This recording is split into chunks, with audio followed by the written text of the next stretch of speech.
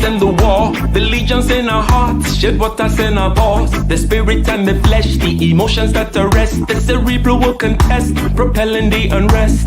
Preachers and bandits with means underhanded, the teachers pedantic and lack understanding. So sweep out the sand with the broom in your hand. Stand up, make we burn Babylon. Guess I can give the world to you, but the falling of the curtain is for certain. Be careful where you're lurking, demon searching. The spirit and the women fight the battle within.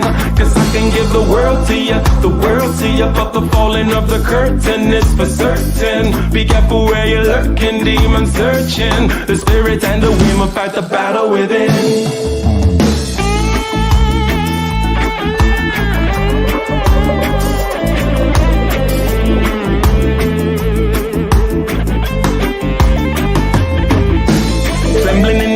With the semblance of a blaze, with gratitude and rage, we touch another page with delirious delight, impervious to light. This vitality and might encourages the flight. Preachers and bandits with means underhanded, the teachers pedantic and lack understanding. So sweep out the sand with the broom in your hand. Stand up, make we burn Babylon. Yes, I can give the world to you, but the falling of the curtain is for certain. Be careful where you're lurking, demon searching. The spirit and the women fight the battle within. Guess I can give the world to you, but the falling of the curtain is for certain. Be careful where you're lurking, demon searching. The spirit and the women fight the battle within.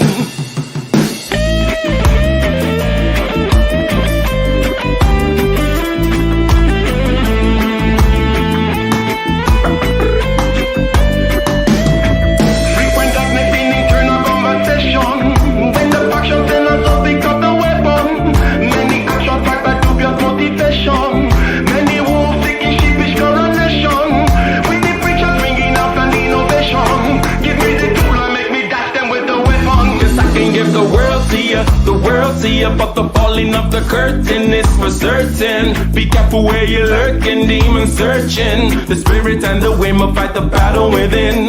Cause I can give the world to you, but the falling of the curtain is for certain. Be careful where you're lurking, demon searching. The spirit and the women fight the battle within.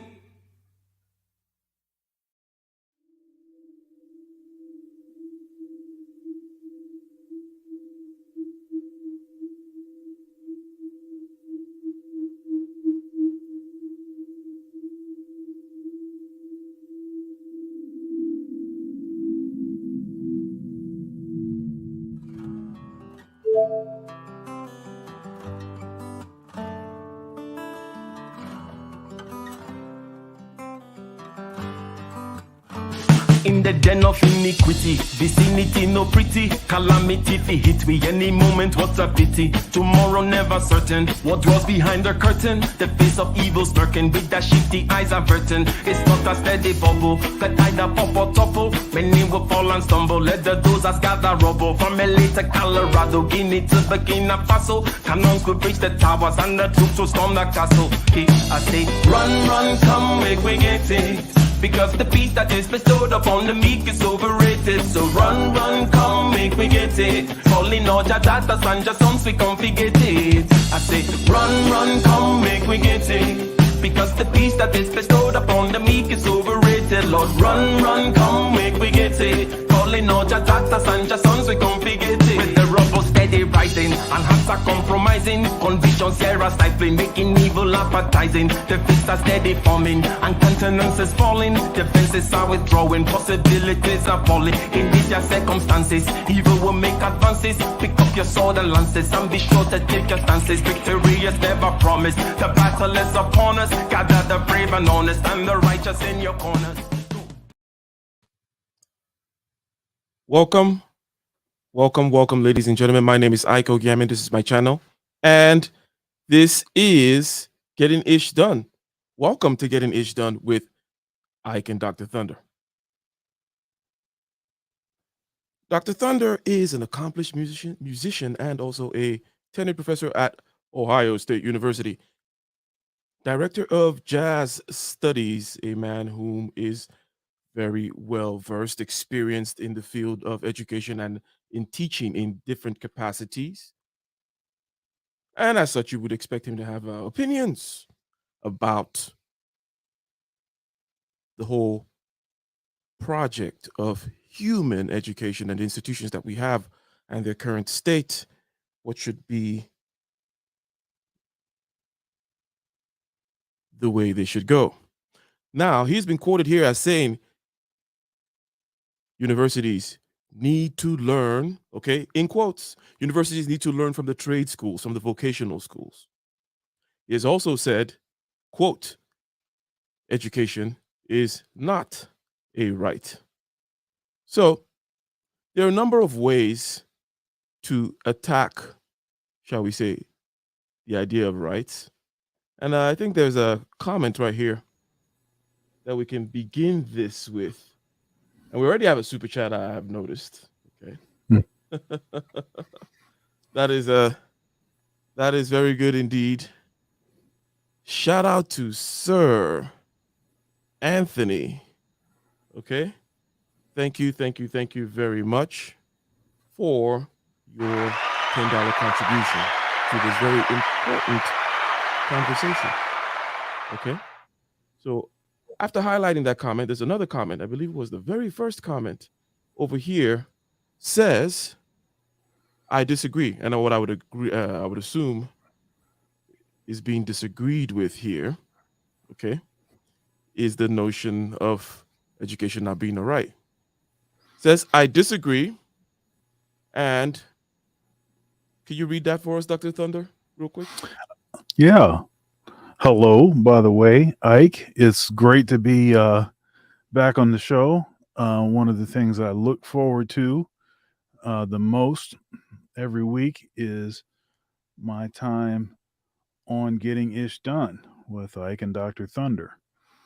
I disagree. In order to have a more robust society, it needs a level of sophistication that only higher education can provide. Mm-hmm. So, as I was saying, there are many angles from which the idea of rights can be talked about. This very comment is showing you that rights are about the society and what makes it work. Okay? One might ask this person, well, aren't rights about the individual and that which is inalienable and, shall we say, that which its nature requires within society? Or is it more about what is good for society? So I say that to say this. I'm going to ask you a couple of questions, Dr. Thunder, to get us going here. Enumerate for us what you would consider to be legitimate rights. That's question one. And question two, why does education not make your list? Okay. I think that'll begin to it'll cut through a lot, or is a good starting point for this whole conversation. What are legitimate rights? Enumerate it, don't define them. We just want to, what would you consider to be a legitimate right? And why does education not make the list? Yeah, so yeah, I mean, freedom of speech, that is a right. One of the rights that we have. Freedom of religion, that it's a right. There's language that says that that we have the freedom to pursue happiness. Right? That is a right. But other than some of those, rights to own firearms, sort of Bill of Rights kinds of rights. So I think that all of those things are rights. And what's interesting with Mike V's comment here is that I don't disagree with what he says after the word I disagree. Yes. After that, no one disagrees that sophisticated people are good for society. Right. So of course, so I don't have any issue with that. My issue is that I don't believe that anyone is entitled to your labor. Okay, so let's hold on, because you have enumerated the rights that you say you subscribe to, and that list you gave, and as you know, it's my penchant to shorten lists. Obviously, it's just life, liberty, and pursuit of happiness, right? because the Yeah. other kind of Pursuit other of rights, happiness.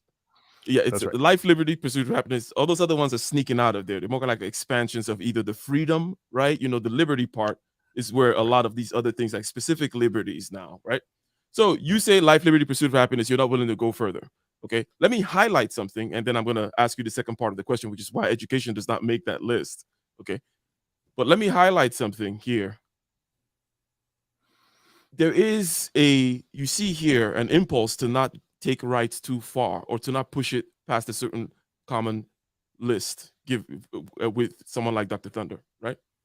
And I think that was the original intent and the framing. However, on what rational grounds does one stand on? And this is not a question to you, Dr. Thunder, okay? But I'm just asking, like, on what rational grounds does one stand on to stop me from saying, after all, we're just talking about desires. We can understand on a basic level that we do desire not to have a gun pointing to our head and the trigger pulled. We want freedom. We want, quote unquote, pursuit of happiness. If you stay out of my way in this regard and I stay out of your way in this regard, we'll be able to make things work. But these are not rational arguments. These are, hey, we all find ourselves in the middle of this place. We're all pointing our guns at each other. So goes the story, state of nature. And we all say, hey, this is going to end badly if we don't agree on some few basic rules. Okay. But the problem obviously is someone could say, okay, well, if you say life, liberty, pursuit of happiness, how about my right to freedom from poverty? How about my right to food? How about my right to healthcare? After all, we're just talking about our feelings, right? But anyways, before we get around back to that, why does education not make the cut?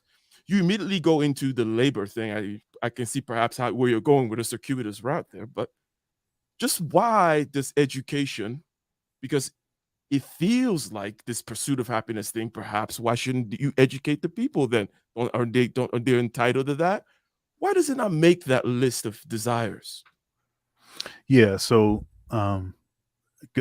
in my answer, I do want to state that, understand that I'm not saying that I don't think that education is important. I think it's critically important. It's just not a right. It's a privilege, right? So the stuff that we tend to claim as rights and therefore are entitled to usually is the stuff that we take for granted, right? So if you look at if you look at public schools, there's always this claim that the issue, especially with, say, inner city schools, is that there's not enough money. But I don't know that that's necessarily the primary issue. I think a bigger issue is that the students believe that the teacher is their employee.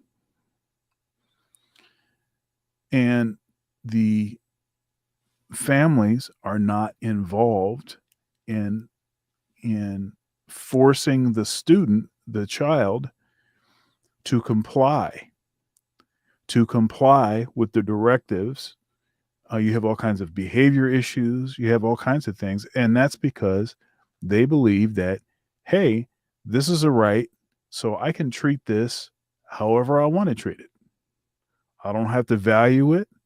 I don't have to, hand my assignments in on time. I don't have to do anything because they do not value something that is free, something that is considered a right. There's no skin in the game. There is no investment. Labor. Okay. So you've circled us back to your point of immediately saying these are the rights I believe in, and then you immediately say no one is entitled to the right, or no one is entitled to your labor. No one has the right to your labor. So your kind of, what you're comfortable with vis-a-vis rights is on that individual level, which is very the opposite of what the comment is pointing out to. The comment says you look at society from above and you say what's good for it. You say education. Okay, then education becomes a right. You say no, you look at the individual and say, well, what are the bare minimums for us to start this video game with, right? No more power-ups, no more. What are the bare minimums to start this video game with and start playing? And that's where you want to keep it. Okay. So You say privilege, which is another word that I see in there. I guess labor and then there's privilege. But if we stay on privilege for a second, some may argue that America has gotten to the point whereby it can afford the privilege, okay, right? And that because, as a matter of fact, it's almost responsible because of the leisure that it can afford its society, okay? That basically you're in a situation whereby you don't have to wake up at dawn and work till the sun goes down in order to get the, farming or whatever it may be. So your time is freed up through technology and economic advances and so on and so forth. People can actually now aspire to the flourishing of their human potential. Okay, whatever that means, Mr. Senator. Now, what do you say to that? That okay, fine, it's a privilege. Call it whatever you want, but we've gotten to that point where we almost owe it to it, given the conditions that we've created. We owe it to the people to educate them. Yeah. You're calling cap. Yeah. I just, so first, again, no one is owed your labor. You give your labor because you decide that you want to give your labor. So if you have knowledge, then you give the knowledge because you want to give the knowledge. Now, if you want to have some sort of exchange for that knowledge, then you make the exchange for the knowledge. Now, I'll say this. Now, there is another aspect of this, because one argument could be, well, you're being paid for educating. You're being paid to provide this education. Okay, how am I being paid? Well, I'm being paid because taxes are collected. And by the way, taxes of people that don't have kids and of people that have kids alike. Property taxes of people that have kids and don't have kids. People that never will have kids. People that are beyond the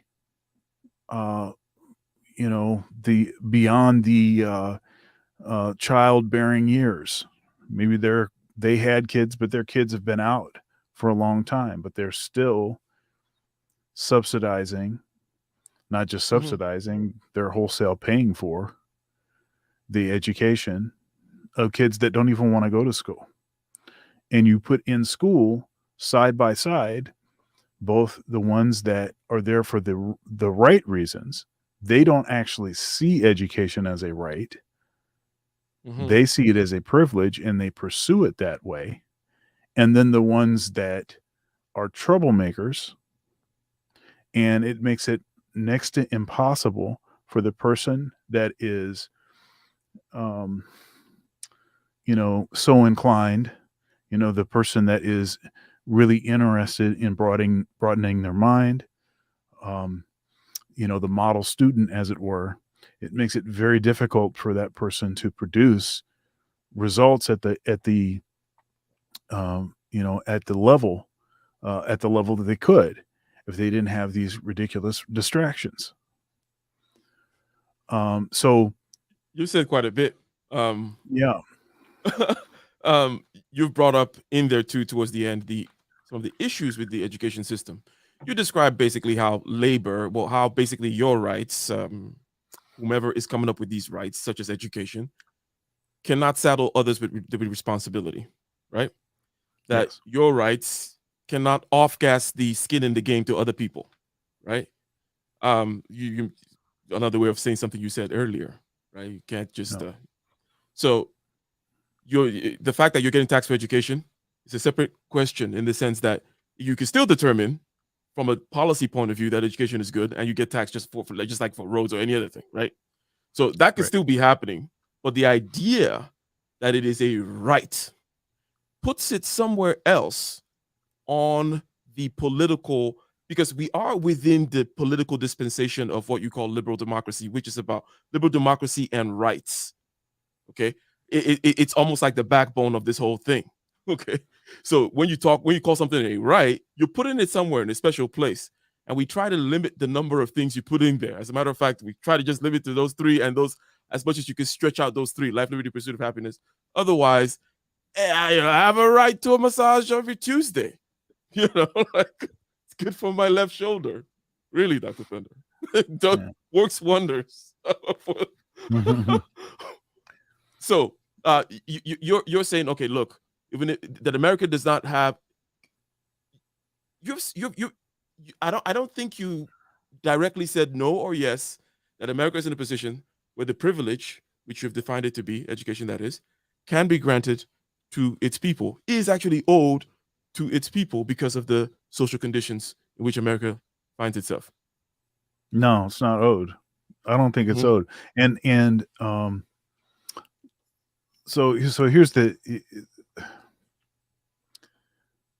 thing. You have, so I send my son to private school. All right. And so what that means is that I'm paying for public education, and then I'm also paying for private education. Right. So my son doesn't go to public school, but I'm still paying for it.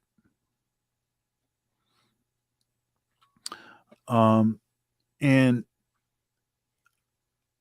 I send him to private school. There's a certain amount of skin in the game. There's a certain amount of skin in the game. So because we pay the tuition we pay, we're going to absolutely make sure that that he does his work. Now, we would do that anyway. I went to public school. And my parents made sure that I did my work, and there were certain incentives. Like, all that saxophone stuff you want to do, you don't get to do that if your grades are not right. All of that, extracurricular or whatever, you don't get to do any of that if your grades are not right. That's right. No 304s. No 304s. You know my parents. You know my parents, I guess. Because I hadn't shared that piece of information with you. I'm surprised you know that. Anyhow, that's a quite effective tactic. The no 304 rule. 304 is only after you have achieved a certain GPA. But yeah, there's all these issues associated with this. I believe that education is valuable. It's very much valuable. It's important. Each individual should take it on themselves to become as educated as possible. I know the countervailing arguments that if you take it away as a right, then you're going to disproportionately persecute, make it hard for poor folks, and disproportionately poor folks are black folks. Okay, so I know all of that, but it still doesn't fix the problem. So, okay, so we've said that it's a right. We're giving this education, and look at the state of our educational system. No. Okay, fine. Because I've given you the right thing, and I've said I'm going with the privilege thing, and I'm saying that we must. And you say, first of all, it's not owed, and then maybe I'll tamp down the owe thing, and I'll say that, look, given the economic conditions, it is now more possible for not that everybody, okay, if you have an IQ below 80, there are other things, right? you know, we want to educate you as much as you can be and challenge you and allow you to live as you know, do all that. But that for the most part we can aspire to that. Now you can call it utopian per se, and I would agree that the goal is, you know, to do the best for as much for everyone, providing, you know, the best education, all that kind of stuff. Now, personally, I tend not to believe in that, or I would say I don't believe in it. And I would say this, and I'll push back at you a little bit. Do you, Dr. Thunder, even believe in rights? Because somebody may come and say, look, all this stuff that you're saying, okay, about education not being the right, but, you know, I'll take these that are listed over here. After all, you're already conveniently in the Constitution. I'm already in this particular political dispensation. I'm just gonna give to Caesar what Caesar's. But if you look at my heart of hearts, maybe this is not my ideal political dispensation. You might say, you know, you're a stoic of some kind, and you believe in order of some kind, Mm-hmm. but you don't necessarily believe in rights. And No, I don't believe in rights. it's, it's like we ask, so you're really a racist or something like that. Like we brought it out of you. Well, yeah. Okay. No, so I don't believe in rights. Okay, go ahead. Explain yourself, sir.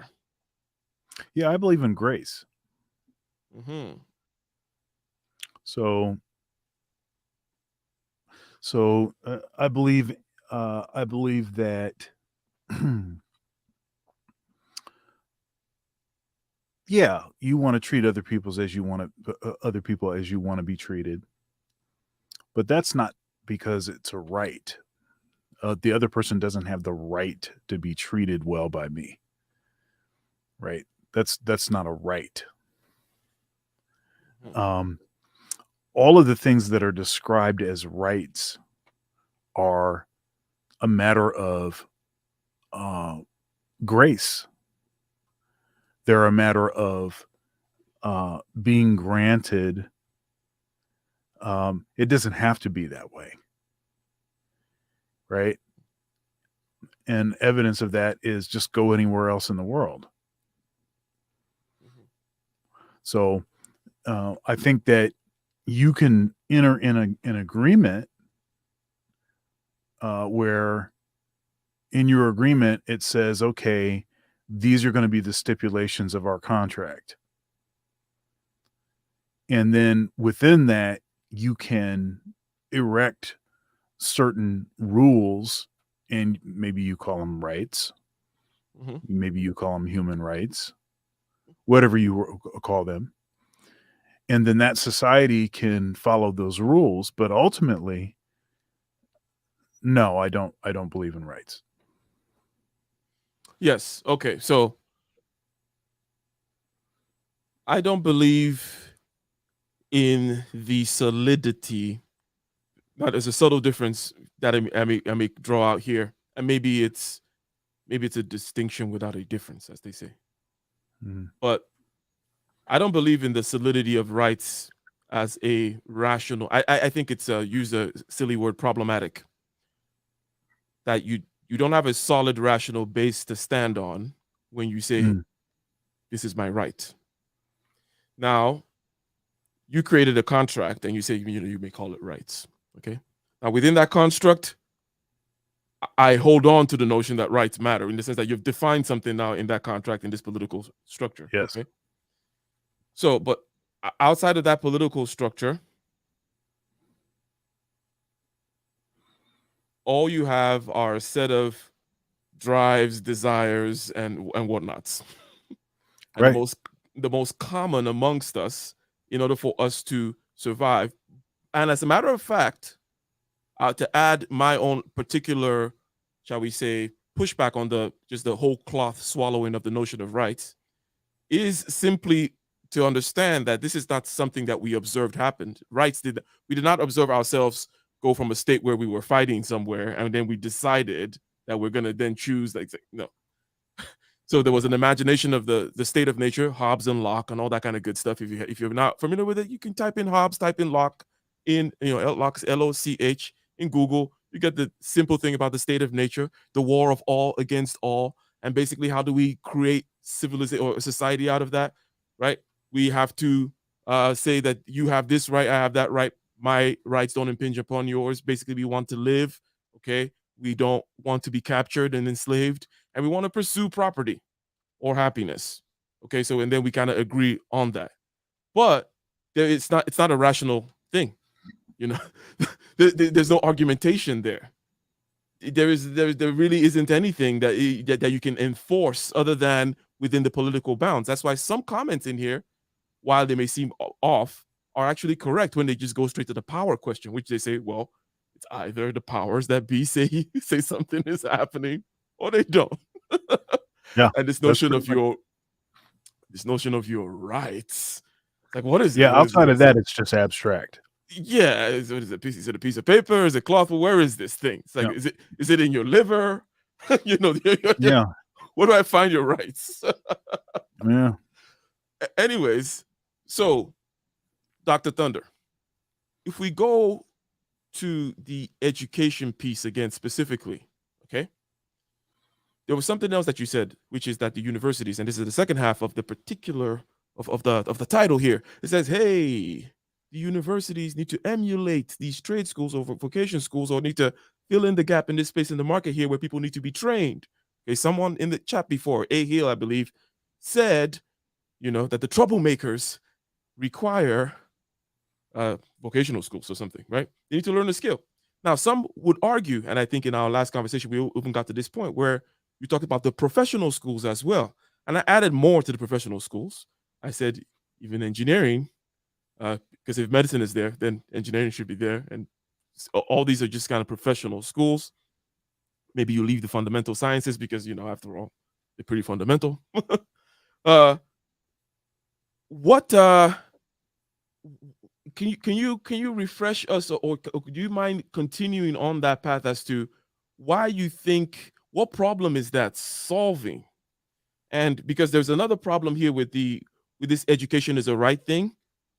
Okay, and I know I'm saying many now, but there's one question is basically the breaking up of the university, if you will, or the universities kind of, you know, taking on some vocational aspects or learning from vocational schools, learning from the Googles of the world and how they train their people. But also there's another side which tends to romanticize the notion of a liberal education required for good citizenship and whatever it may be, the notion of the great books, the great ideas. We will lose our civilization if we are not doing the liberal arts.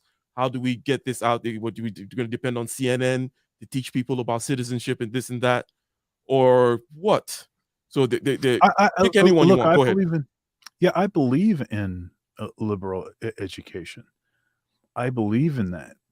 I think it is wonderful, beautiful. I think it's a way to access some of the more beautiful components, parts of humanity. Helps us to reach the higher heights and to ponder on, ideas like, the nature of existence, and all of this stuff. Look, I'm a fan of that. I'm an intellectual. So yes, I'm a fan of that. That's so that isn't the issue. That's like a side issue. You can value smart stuff and smart people, as it were, and education, but still see an issue with the way that we are delivering the product, and with certain assumptions that we've made in the first place. Assumptions like it's a right. Like, why is it a right? Who told you it was a right? Well, okay, according to our laws and our policies, everybody is owed X, Y, and Z. But what is that? How does that affect society, really? Because the folks that are pondering on this higher level, they're not the ones with these, crazy behavior issues. They're not the ones that are distracting the ones that want to be in there. So at the college level, so that's like at the K through 12 level. At the college level, there is an issue with job placement. One of the reasons why I think that universities can learn more from trade schools, which are more hands on and tend to have a more direct connection to the actual industry, that they're educating folks supposedly for. They just do a better job of job placement. Universities, in many ways, they just kind of say, well, we already did our job, so that's up to you to get a job. Now, yeah, some of these universities will have like job fairs and stuff like that. And depending on who your professor is, you might have a particular mentor. You might have gone to a school because there's a certain professor there, and maybe that professor has a lot of connections in the industry. And so then you're able to access it that way. But that's almost despite the university, right? That's because that one person just happens to have the connection. So what if you bring in another person who maybe has the same level of expertise and can deliver the educational product at the same level of proficiency, but doesn't have those connections? Okay, so you're just kind of hoping against hope. So the structure needs to be changed in order to create a stronger connection between those that are those that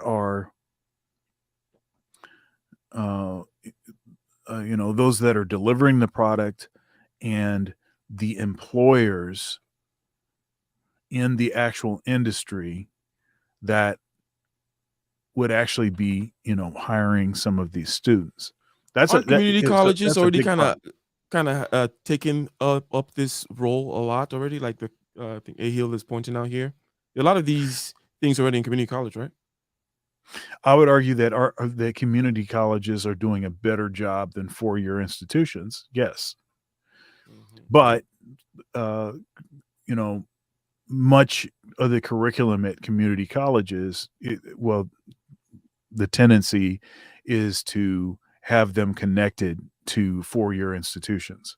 So, for instance, let's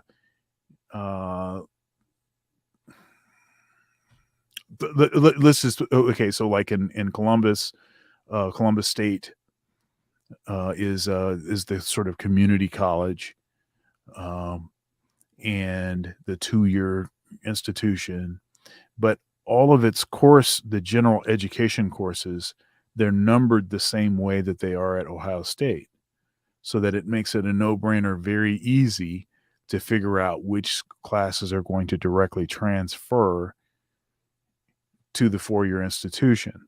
And so, though I would argue that community colleges, I think, are doing a better job and have more sort of hands-on options, their still sort of bread and butter is to serve as feeders for these four-year schools. Mm-hmm. Mm-hmm. Mm-hmm. Okay, so let me take a step back before we go forward into there's another thing about the privilege word, which is that when you call something a privilege, there is also the notion or the idea that, hey, this thing is very important and we should cultivate the best of these. Let's say it's a privilege to serve in the Royal Navy, whatever it may be. But you go find the best people, the best soldiers, or whatever, and make sure you bring them in, right?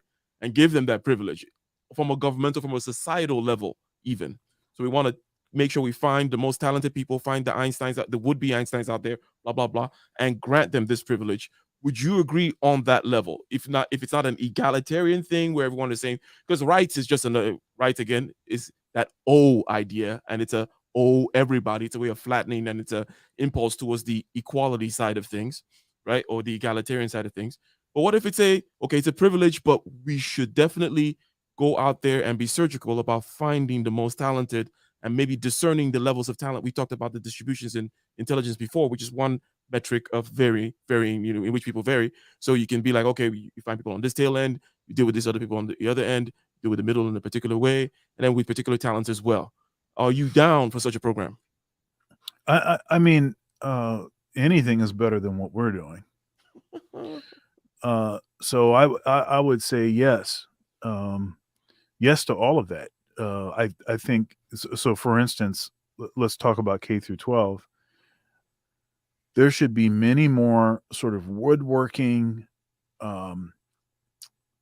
carpentry, plumbing, electrical, welding, all of those kinds of things should be, many of which actually were in high school at one point. I mean, you had like shop class.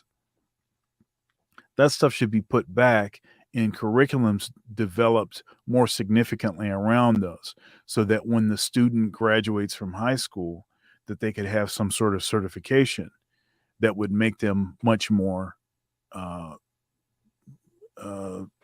successful in the job market right away, right? So even if you want to go to college, if you have some sort of certification, if you have something that you can do, right? If you come out and you have electrician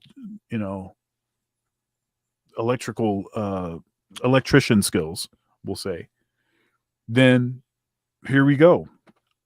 You could actually work. You could be going to the community college, but you're working while you're doing it, right? Mm-hmm. It's just what's being offered.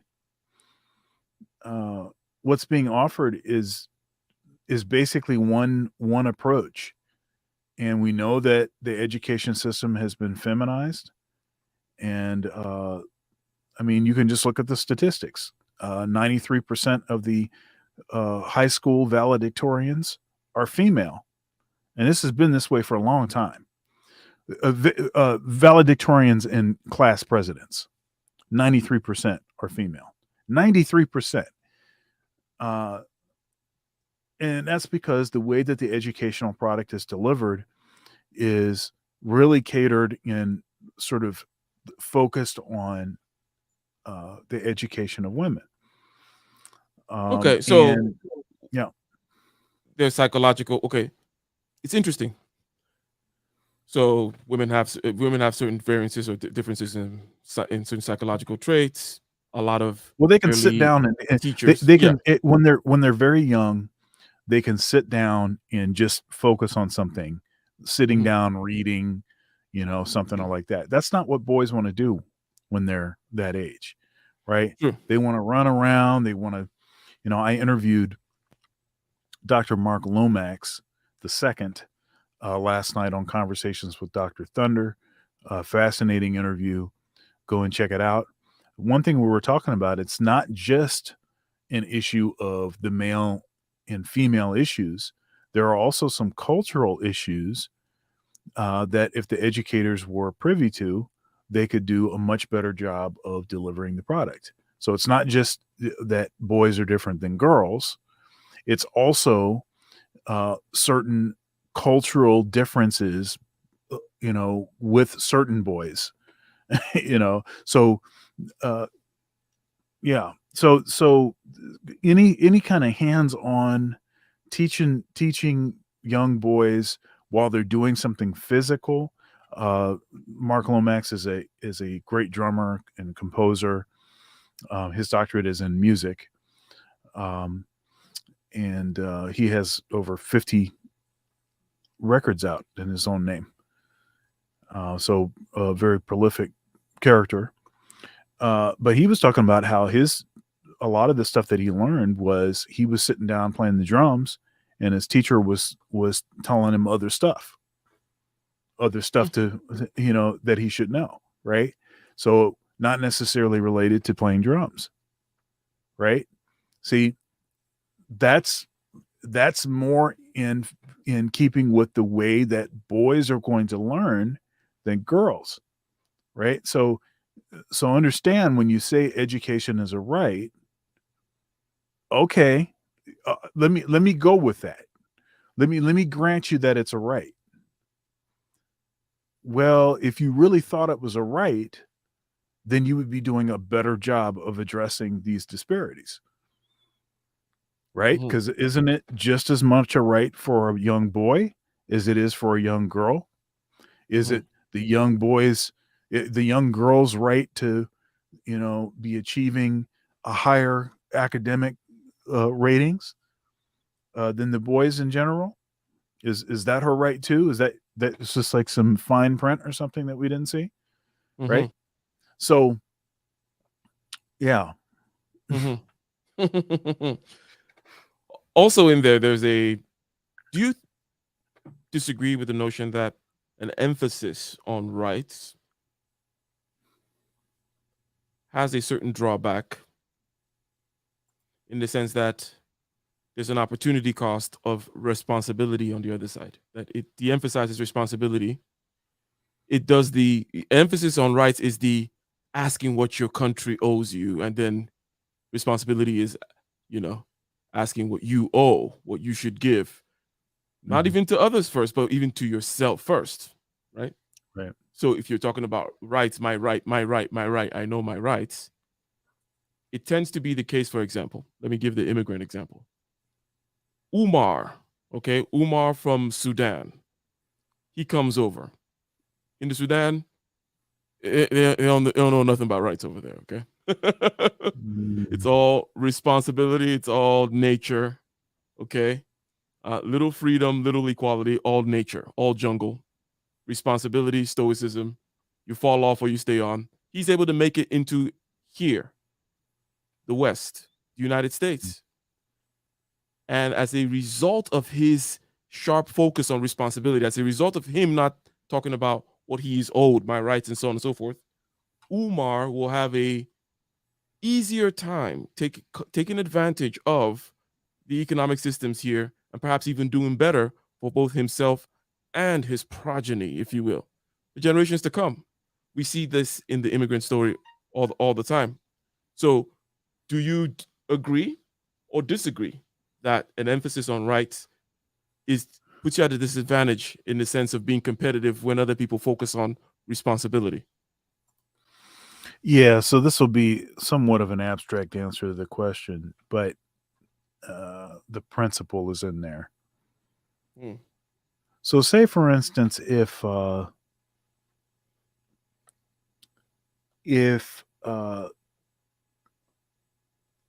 someone is just giving me stuff, right? Really valuable stuff, and I know they're going to keep giving me the stuff. And at this point, I have a big pile of this stuff.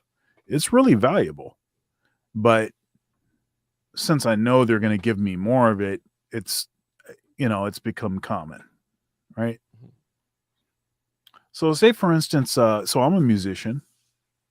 Say for instance, if the stuff that they gave me was, say, guitars, and say they're like expensive guitars. Say they're like maybe PRS or Fender guitars or something. Maybe somebody's sending me Gibson guitars, right? And they just keep sending me these instruments. Now, what's going to mean more? One of those instruments or the one that I had to save up for 2 years in order to purchase? Which one is going to be more valuable to me? Okay, now one of them has a sort of inherent. They all have sort of inherent value, as it were. They all sort of serve a function. I would need any of them to play music. So they would serve, all of them would equally serve a purpose. But the one that I paid for, that one, it, it just means more, Skin right? in the game again. Yep. Right. It's the skin in the game is almost the most important issue. It's not what it is, it's what you had to do to get that thing. And then that is going to cause you to work harder, do better, be on your best behavior.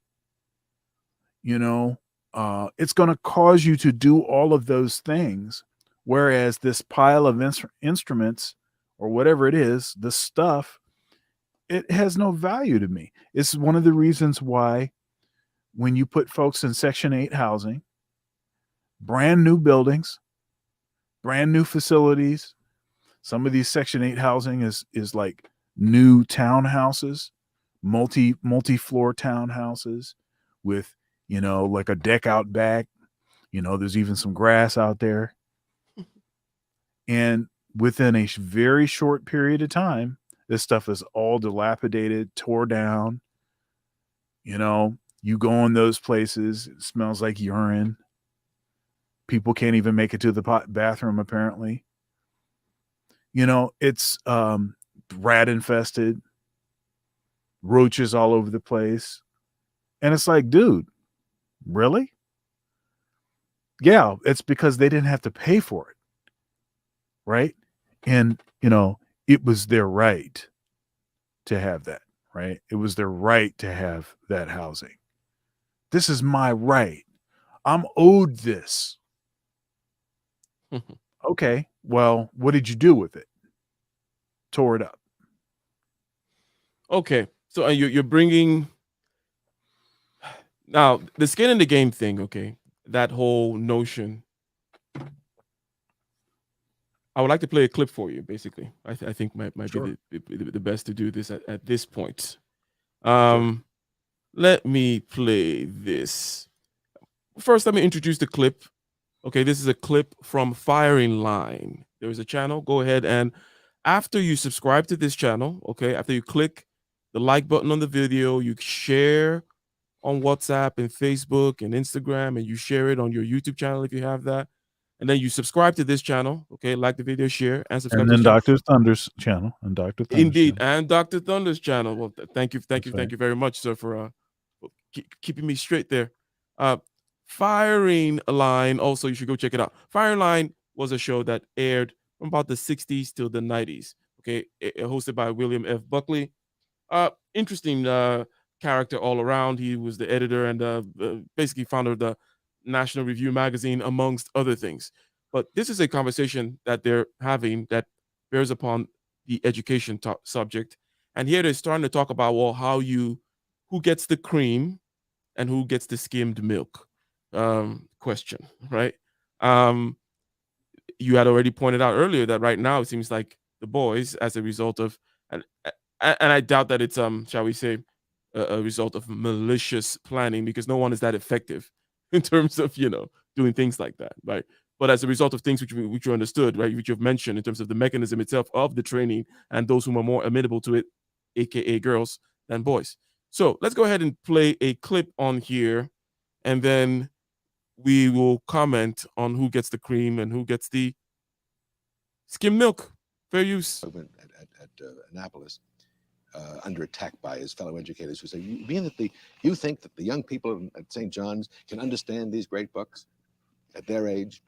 And Stringfellow Bow used to say, "No, of course they can't. In fact, as I would say, they're books that are over the student's head, and they're over most of our heads, all of our heads, all the time. But the great books function at St. John's the way a large book bone functions given to a small puppy who wrestles with it, gnaws at it, agitates it, and even if he gets no meat off it, is sharpening his teeth in the process." Now, would you say that there are no congenital limitations there? Yes, there are. For instance, some people have a terrible time understanding science. Myself, for instance, is this for failure to grapple with it? I think so, but I thought you were going off. May I anticipate another direction you might have been Yeah, taking? sure. Let's take the normal distribution of intelligence a moment. And even admitting all the dubiousness of what the intelligence quotient means, certainly it does, I think we're clear enough now, that it does measure some difference in innate aptitude. Even if it's only psychometrically. It's aptitude for learning, aptitude for the use of one's mind with certain degrees of competence. Now let's take the lowest third of that, or at least between 90 IQ and the cutoff point where you've got low-grade morons, idiots, and imbeciles that should be in hospitals. Now that third, That's funny. I think would not be able to get much out of cancer. So stupid, you got to be in a hospital. That's I doubt if that third could read John Stuart Mill's essay on civil representative government, or could read. I enjoyed the Lost, gradient the Divine language. Comedy with any. There's categories for these. Hence, when I folks. say liberal schooling for all, do I mean all the children, regardless of their innate aptitude, should be exposed to the same reading matter? No. My image is the image of a gymnasium in which the fundamental exercise is chinning the bar. But you wouldn't set the bar at the same height for children of different stature and different strengths. Affirmative action.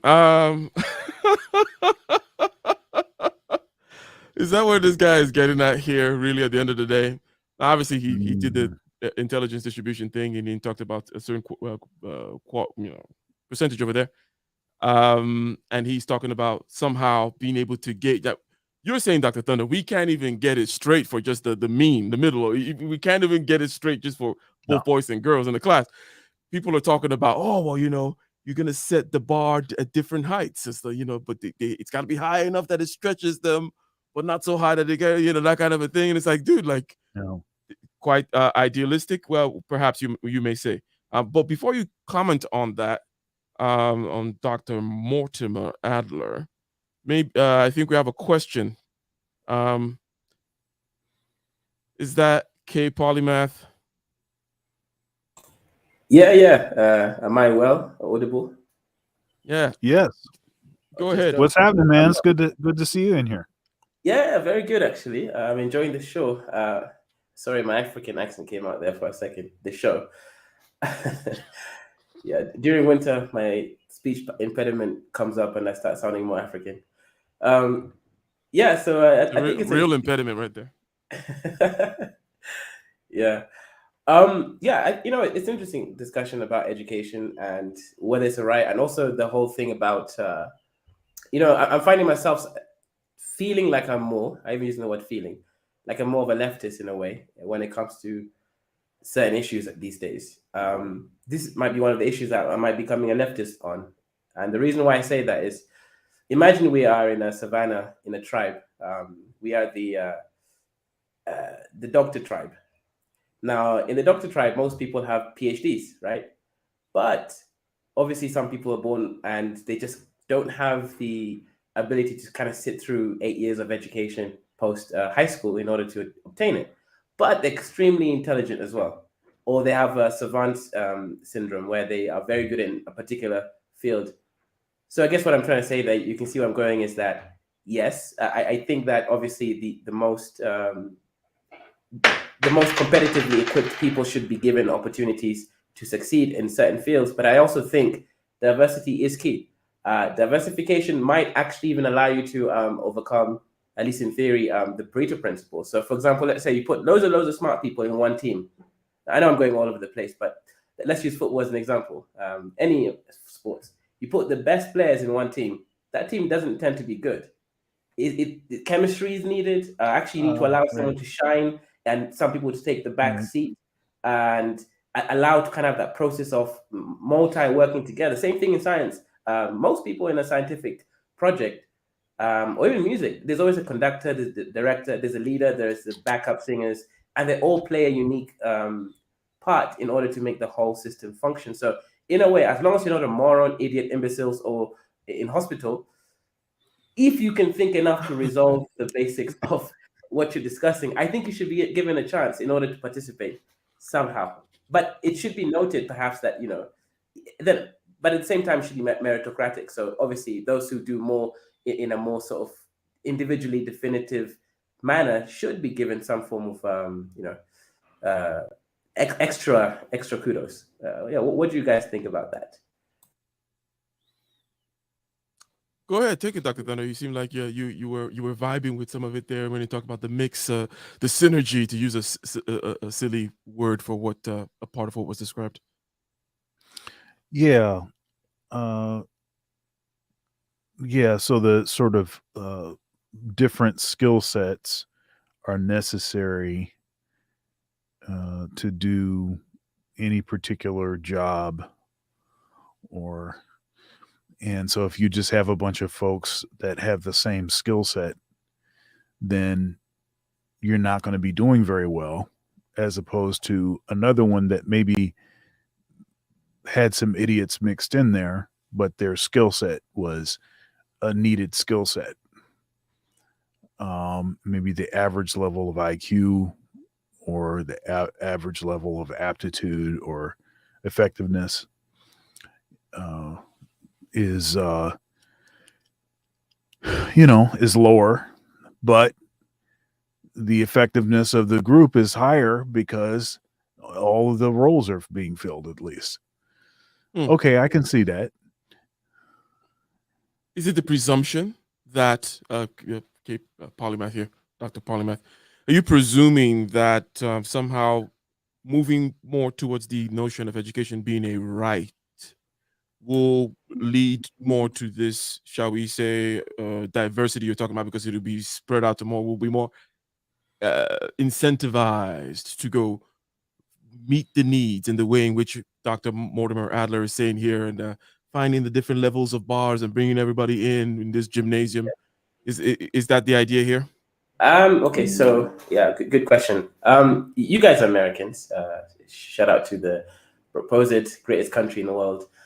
In Europe, actually, education is a right. Especially, I'm not talking about UK. I'm talking about the rest of mainland Scandinavian Europe.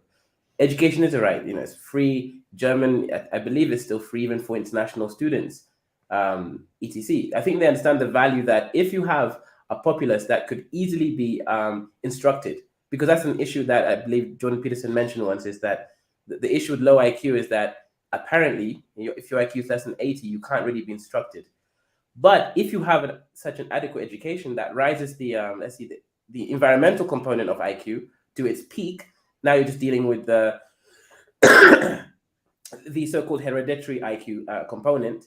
What you've basically done is you've increased the number of people that could be instructed, therefore then meet certain industries. For example, German manufacturing is one of the best, not by accident. It's not just because the best are competing. They have, what do you call these schools? Trade schools that teach young men from the age of 14 in order to go into these fields, and they pay them really well. So I guess my point here is IQ, or let's say general intelligence, isn't necessarily the biggest factor when you're dealing with the whole system. This is where they say multiplicities of intelligence might be relevant, because you're dealing now with skill set. The first one being, can you be instructed? And then, yeah, go ahead. Okay. No, in addition to bringing in the diversity thing, I think that what you're saying is something that Dr. Thunder has touched on before, and he's free to, shall we say, agree or disagree in terms of the vocational education, which you mentioned before. You even talked about, Dr. Thunder, bringing it back to the high schools in terms of the shop and stuff, or other reasons too, in terms of for the boys and things like that. So in making the educational process better, if you will, making the society more effective as a result in terms of both job placement and skill level of performance, I think that on that front, there's a lot of agreement. The equality thing, or shall we say diversity thing, is interesting, because I've also recently, you're talking about being left wing or whatever about it. It's like, it's not that serious, bro. It's a simple object to study. Now, in terms of simply bringing in minorities, okay, because you've talked about IQ not being the only parameter, that maybe there are these other ones that we should try to find, and maybe you have some ideas about it. Okay.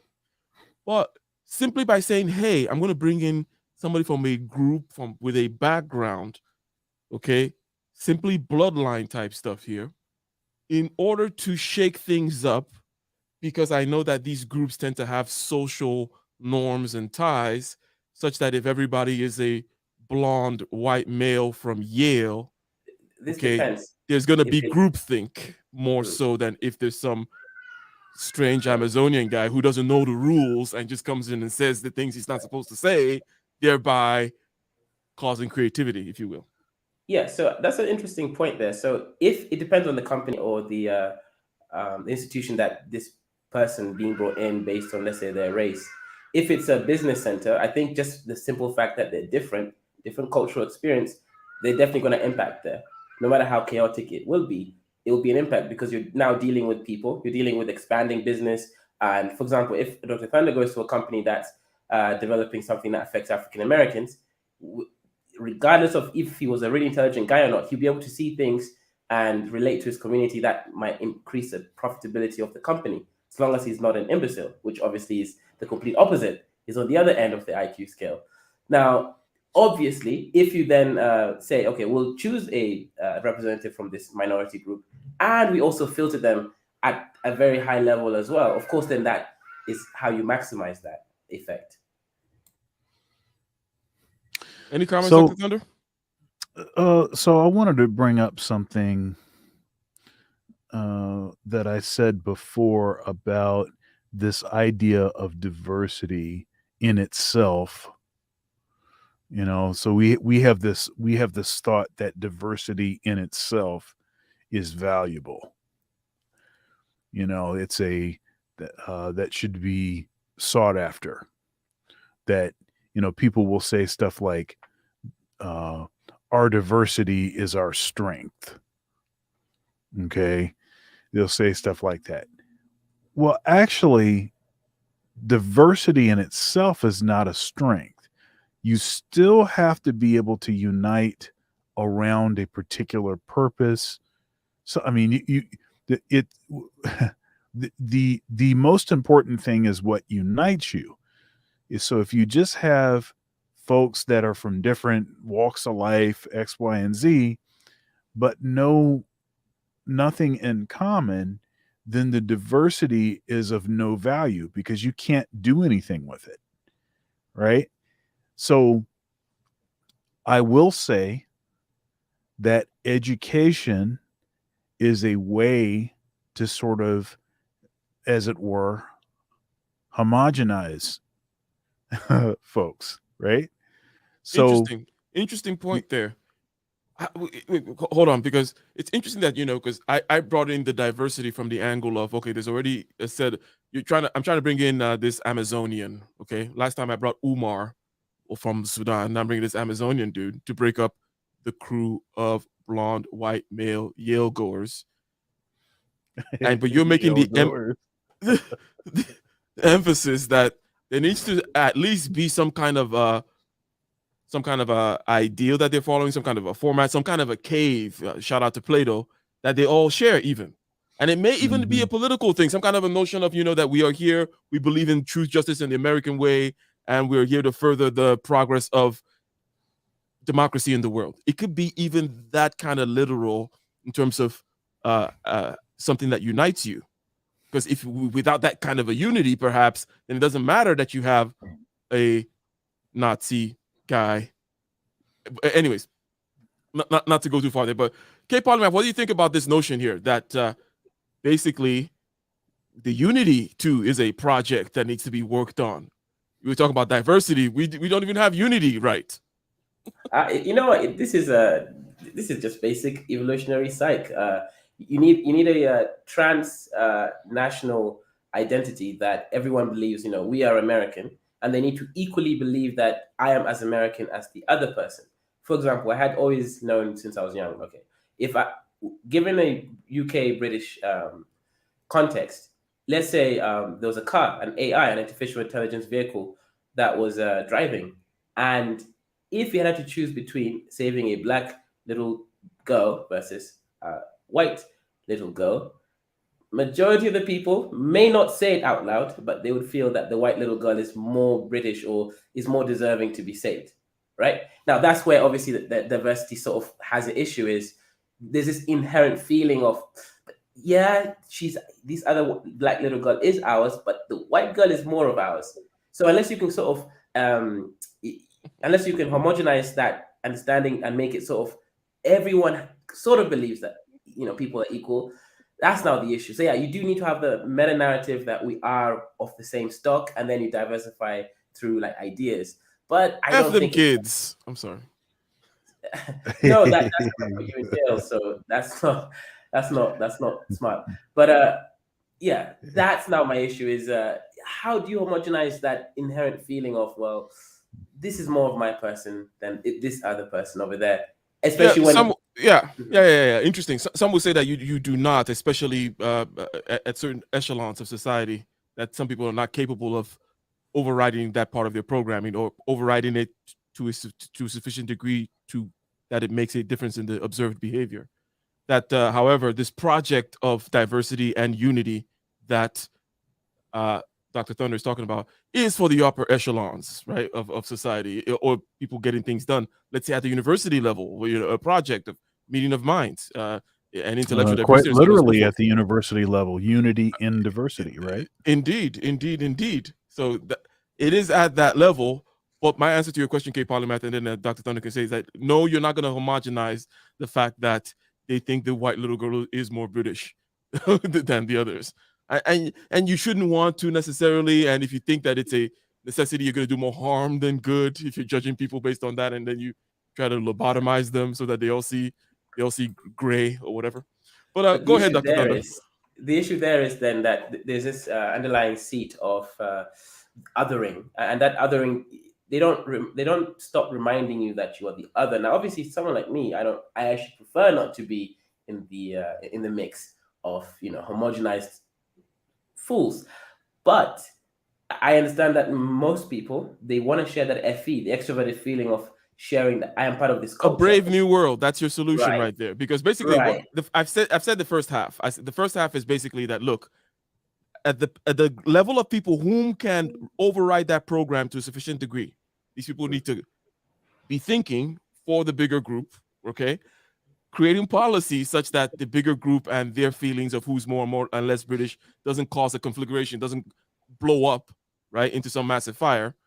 And a brave new world is the extreme example of that, where people have their different types, and you give them soma, whatever you give them to keep them happy in their little bubbles, that kind of a thing.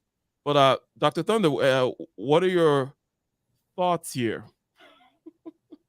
What am I thinking on? What am I pondering about? Exactly. You're pondering on a number of things here. Okay. Basically, there's the idea of not being able to completely erase that, not being able to completely unite. Okay.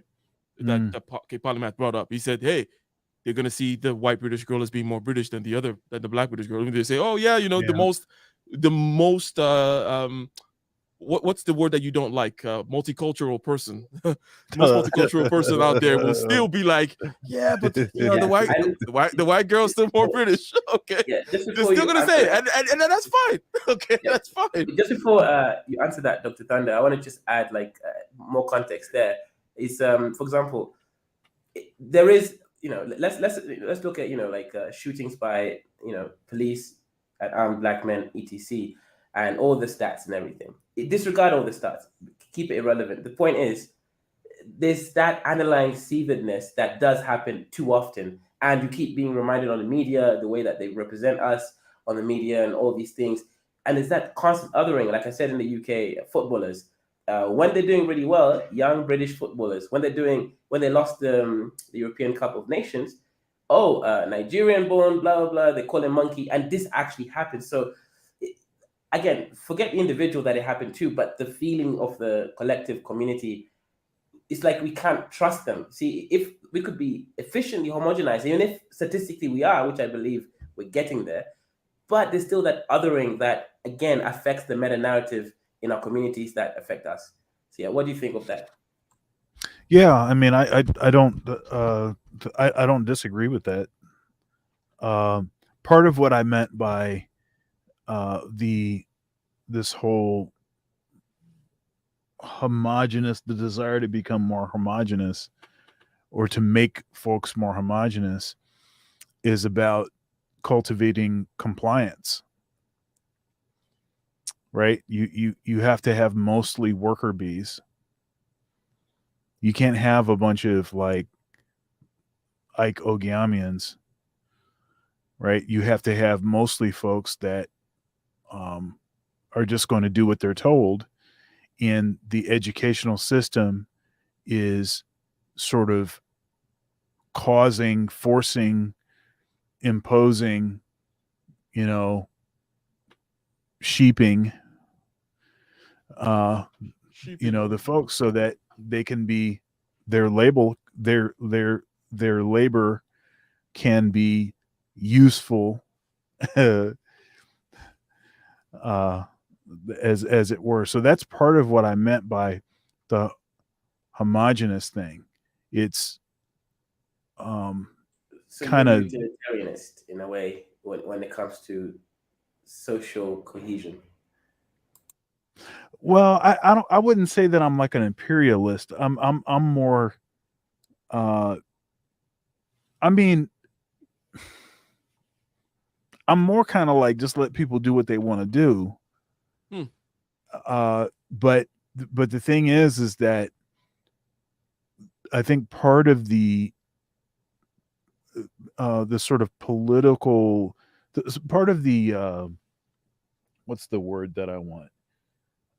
Propaganda associated with pushing this idea that education is a right is because the people that really will benefit from it being quote unquote a right are the sort of ultra rich folks, right? Because the educational system is just basically cultivating more workers for them. It's creating more workers that can make them more money. And so yeah. Okay. Let me I'll play park a right little there bit. for a minute. Let me play a little bit more of Adler here and his gymnasium, whereby we perfectly fit people. Gymnasium in which the fundamental exercise is chinning the bar, but you wouldn't set the bar at the same height for children of different stature and different strengths. In every case, you would set the bar so that it was just high enough. They could high enough so that they had to reach up to get not so high that they couldn't reach it at all, and not so low that they couldn't pull. So for a given level of innate aptitude, you want. Hey, can you stop for a second? Difficult enough to Go ahead. There's a principle here. What is that principle? And this is like a Jordan Peterson reference. I've made this reference. I didn't use his illustration per se exactly, but it was kind of used the same principle. It's this idea that, you know, I'm wrestling with my son, right?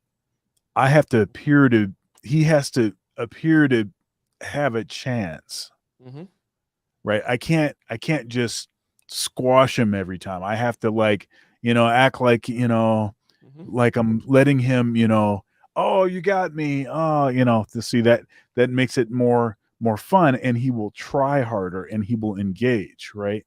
So Yeah, it's Peterson's rats and the mammalian fair game plane. Go ahead. Right. And so that's part of that same principle is part of what he's talking about. Taking the you know, different sort of heights for different folks, right? If you putting the bar way up high and you've got somebody that can't even reach the bar, they're not even going to try. So that's not going to, that has no effectiveness.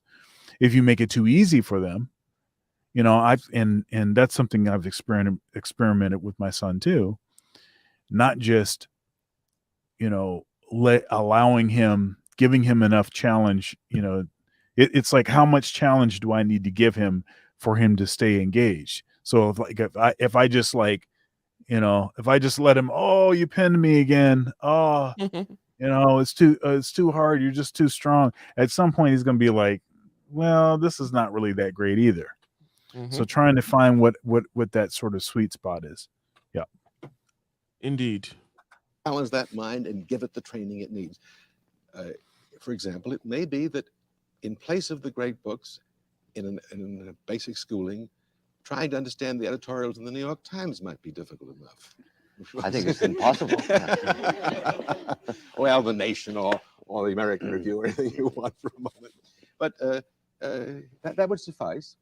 Similarly, to make another point, I think for a very good mind, innately, the study of Greek is a fine discipline. It's the Greek and Hebrew among our Western languages are the syntactically most subtle and complex, and tackling them really gives sinews to the linguistic ability of anybody.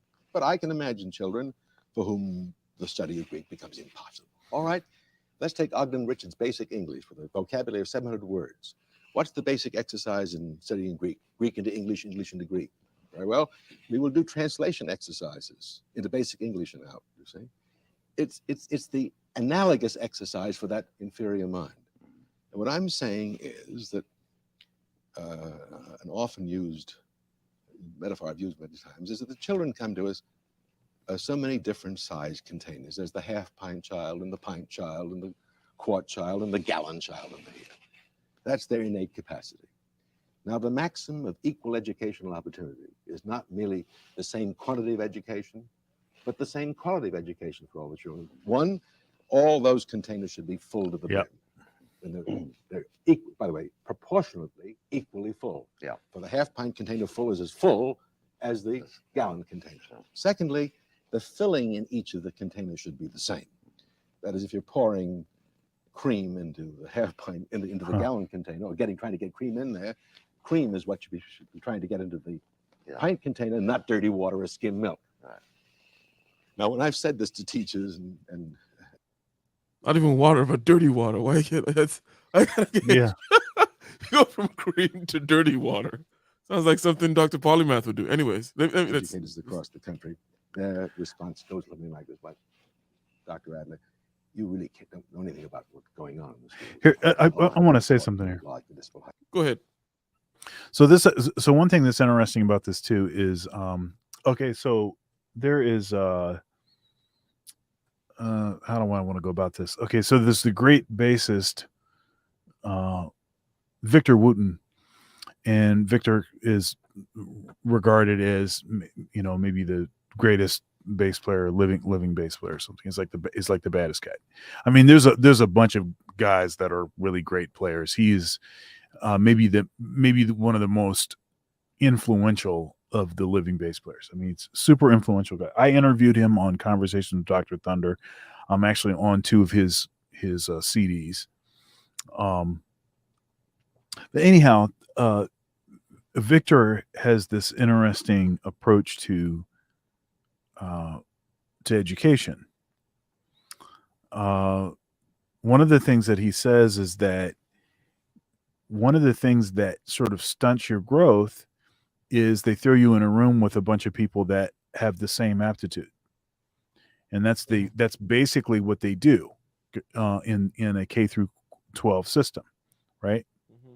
So all of the first graders are with the first graders, the second graders are with the second graders. Now, yeah, you have some, you know, some morons, idiots, hospitalized, whatever, that whole thing. Yeah. So you have a different, you know, sort of distribution of IQ, but you basically are dealing with the stuff at the same level. Now, what this guy is proposing is that in each level that you have some more discernment with it, so that you can better challenge folks at each level. But you can't really do that by keeping people in the same grades. You can't do it by separation. Right. Yeah, there's that magic that happens there when you know that whole ecosystem thing, letting people do what they want, letting the system run in a situation whereby there's skin in the game, where there's actually a real interaction and feedback and people self-correcting mechanisms. Seems to be the best way to go about dealing with these quote unquote complex systems, such as societies and people and stuff like that, right? Right. Well, so let me get to this point. So, like one of the points that Victor raises constantly is this idea of how we learn language. Okay, so you don't learn language because you're put in a room with a bunch of people that also can't speak, right? No, you're around people that are really great fluent speakers, your parents, and they're not sort of not saying certain things or having whatever their conversations are. You're around, you don't know what the heck they're talking about at first. You pick out certain words, you're using them in the wrong context, all kinds of things, right? You're making mistakes with the language, but because you're around people that are real experts at it, you're going to improve much quicker than if you get put in a room with a bunch of folks that have the same level of aptitude as you do. Not aptitude, mastery, same lack of mastery, we'll say. Okay. And so one of the things in music, which is great, is that, especially in jazz, is that there's always these opportunities in any given situation for everyone to be equally challenged.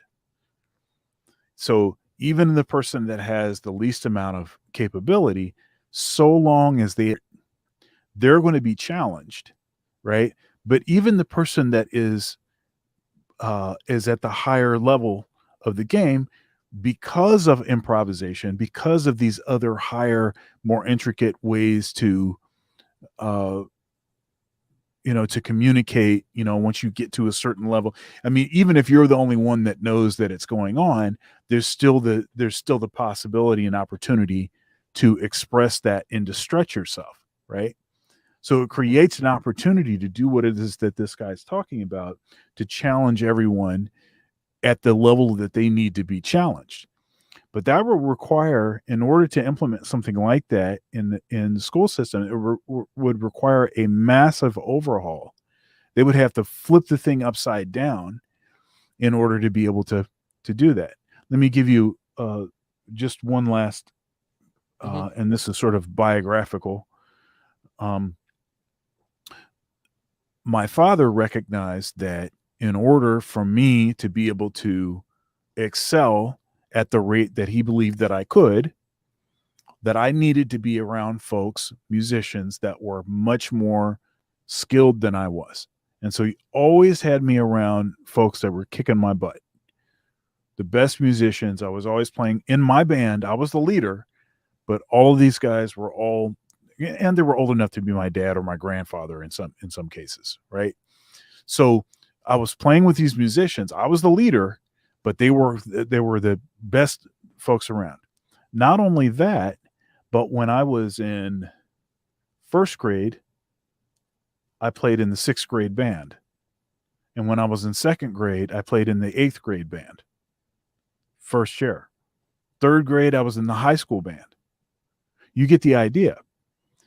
Because the way that the system was designed could not accommodate for a person that had the kind of aptitude that I had, for me to stay in the same grade, even musically, and be able to still, be challenged, then the only option was for me to go and actually participate with students that were much older than I was, in higher grades.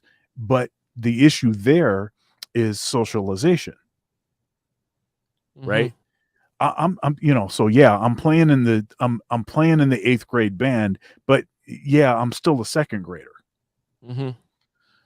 You understand? So yeah, it's an interesting point, this approach that he's discussing. Yeah. Okay, ladies and gentlemen. I think for this episode, and perhaps we'll have a third episode continuing on this general line here. Okay. Last time we talked about job training. We talked about the fact that universities need to start emulating the trade schools. Okay. Today we re-emphasized that under the conversation, under the topic of education is not a right. We talked about the fact that rights are basically desires. Okay. And you don't have any rational standing to say, well, this is versus not. Hence, we try to keep it to the basic desires, as I said earlier, the basic things you need in order to play the video game. Well, first you got to be alive. Can't have people killing you now, right? That's not good.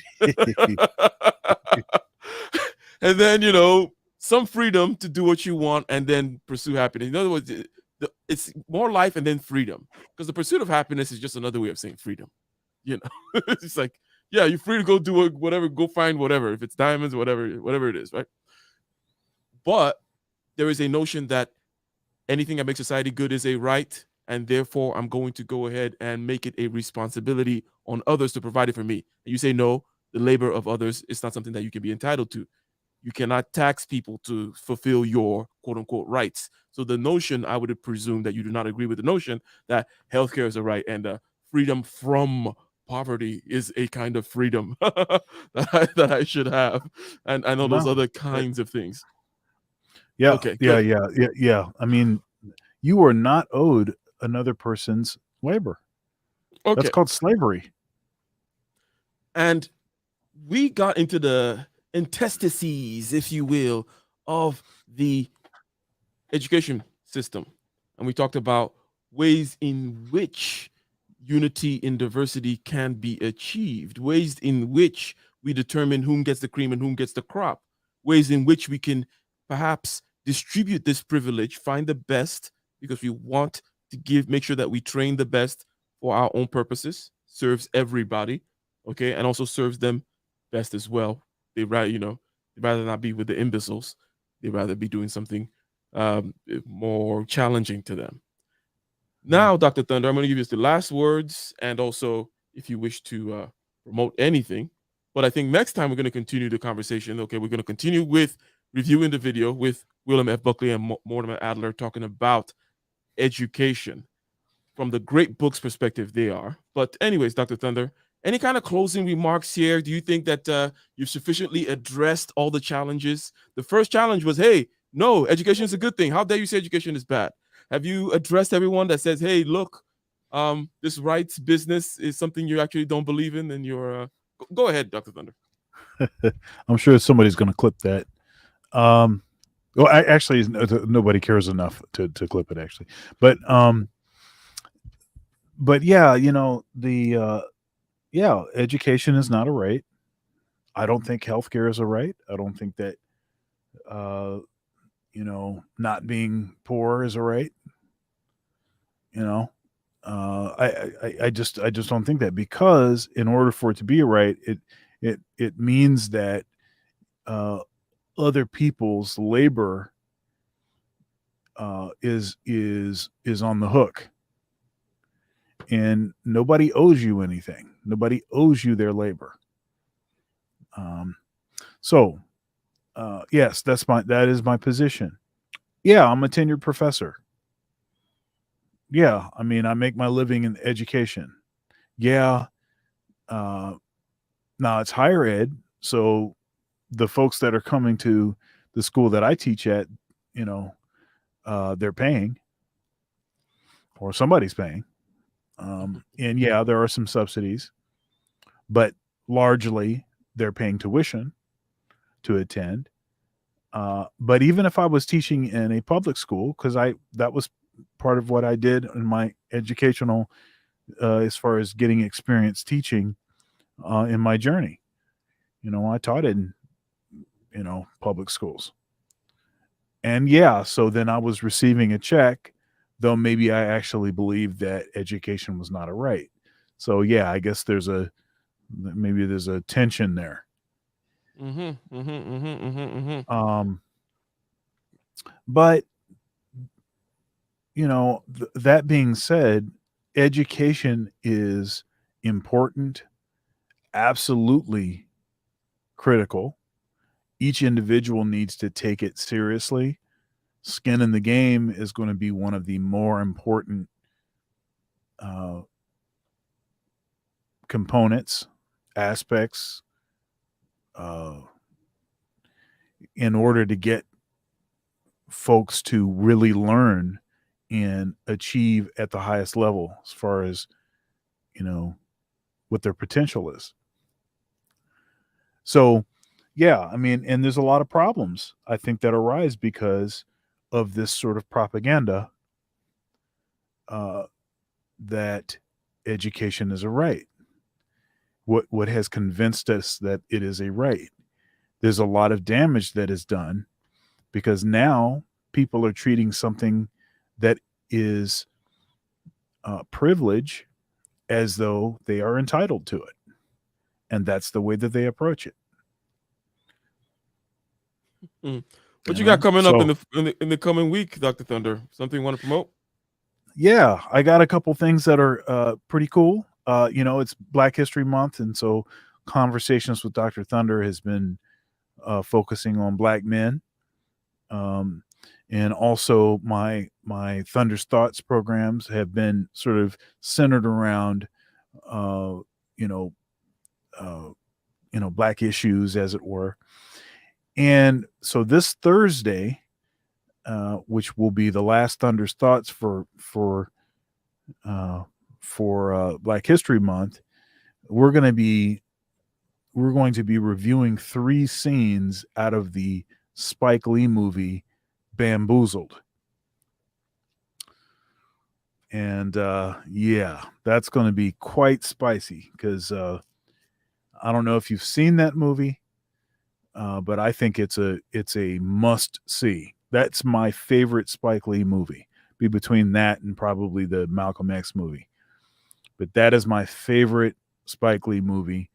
And yeah, and I know some folks, they don't dig Spike, his politics, and I'm not really a big fan of his politics either. But his storytelling, his movies are, I think, masterworks. Yeah, of course, I can find some things that I have issues with in some of his movies, but Bamboozled nails everything. It's a great movie. So we're going to do a review that'll be this Thursday at 9:30 p.m. Eastern Standard Time. Of course, Ike and I have our panel show, Case Closed, and I think it's going to be on Ike's channel. That'll be this coming Sunday at 4 p.m. Eastern Standard Time. And then we'll be back to Getting Ish Done. I also have a Bernard Riley interview that I'm doing on Conversations with Dr. Thunder. That one will actually be, because it's a pre-record, but it'll be recorded actually the last day of Black History Month, though it won't be released until March 1st. But that'll be cool. This will be my second interview with Bernard, and I've been a lot of developments. Hey, my biggest critic just supported the show. Great convo today. I'm chatty because I love you guys. A Hill. Yeah, Indeed. nice $25. That's right. That's digging deep. That's what's happening. Very, very, very much appreciated. Very much appreciated. So once again, make sure you guys check out Dr. Thunder's channel.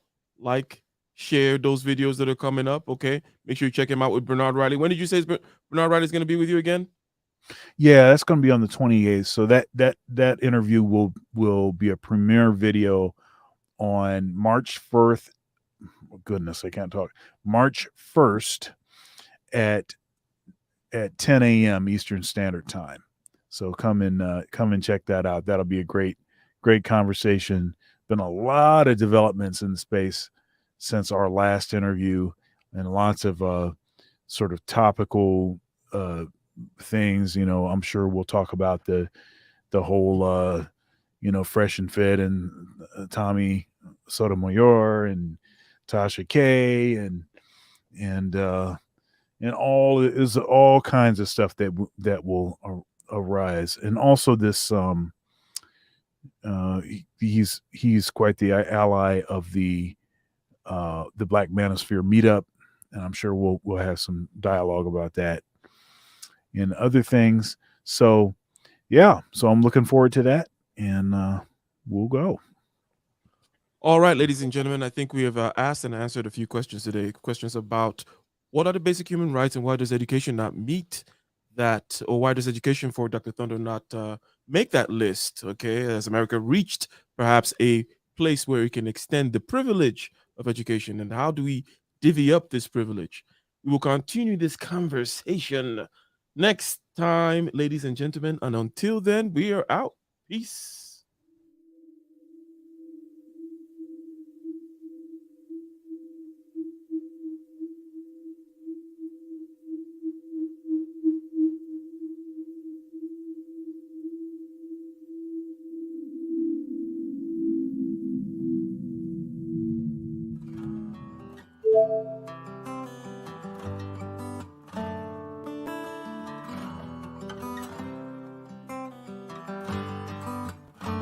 In the den of iniquity, vicinity no pretty, calamity fi hit we any moment, what's a pity? Tomorrow never certain, what was behind the curtain? The face of evil smirking, with the shifty eyes averting. It's not a steady bubble, that either pop or topple. Many will fall and stumble, let the dozers gather rubble. From LA to Colorado, Guinea to Burkina Faso, cannons could reach the towers and the troops will storm the castle. Hey, I say, run, come, make we get it. Because the peace that is bestowed upon the meek is overrated. So run, come, make we get it. Calling all your daughters and your sons, we come forget it. I say, run, come, make we get it. Because the peace that is bestowed upon the meek is overrated. Lord, run, come, make we get it. Calling all your daughters and your sons, we come forget it. With the rubble steady rising, and hearts are compromising. Convictions here are stifling, making evil appetizing. The fists are steady forming, and countenance is falling. Defenses are withdrawing, possibilities are falling. In these your circumstances, evil will make advances. Pick up your sword and lances, and be sure to take your stances. Victory is never promised, the battle is upon us. Gather the brave and honest, and the righteous in your corners.